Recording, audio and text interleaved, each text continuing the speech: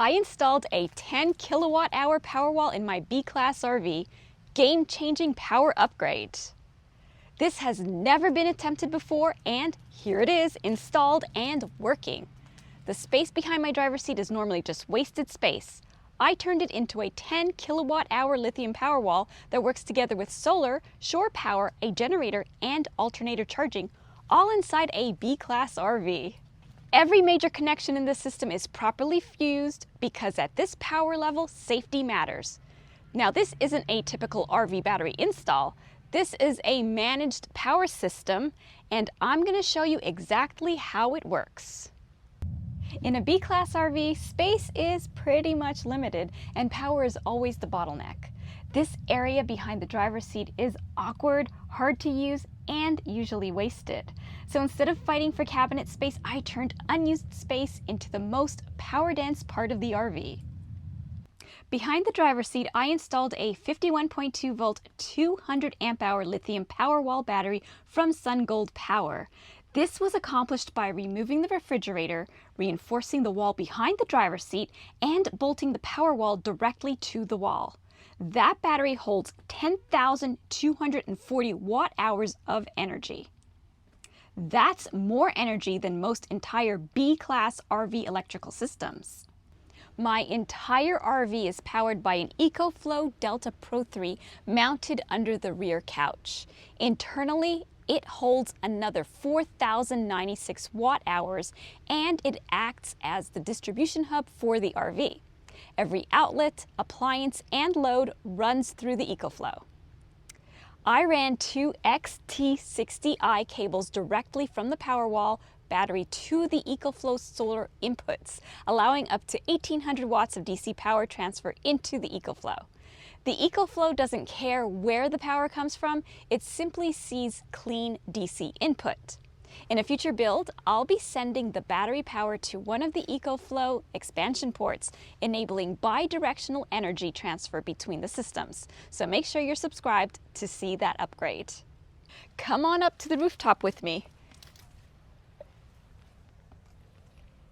I upgraded the rooftop solar from a single 190 watt panel to two Callsun 215 watt panels wired in series. Those panels now connect directly to one of the EcoFlow solar inputs, allowing the EcoFlow to charge directly from the sun. As part of this installation, I also installed a 48 volt MPPT charge controller and pre-ran hidden solar wiring inside the RV walls. The controller is already connected to the battery and powered on, so when I expand the rooftop solar array further, the 10 kilowatt hour Powerwall battery will be able to charge directly from solar without running any new wiring. I do have a propane generator, and both shore power and the generator feed into a transfer switch. The transfer switch supplies power to a dedicated 30 amp outlet installed in the rear of the RV. That outlet feeds both the EcoFlow and the battery charger, allowing both the EcoFlow and the Powerwall battery to charge automatically whenever shore power or generator power is available. While driving, an EcoFlow alternator charger automatically charges the EcoFlow. I've been running this alternator charger at 800 watts for over a year, including extended idle time without any electrical issues. If I want energy from the EcoFlow, including alternator or solar energy, to charge the Powerwall, I can plug the battery charger into the EcoFlow's 110 volt outlet, allowing energy to transfer between the two systems. For now, this step is manual, giving me complete flexibility over how energy is distributed.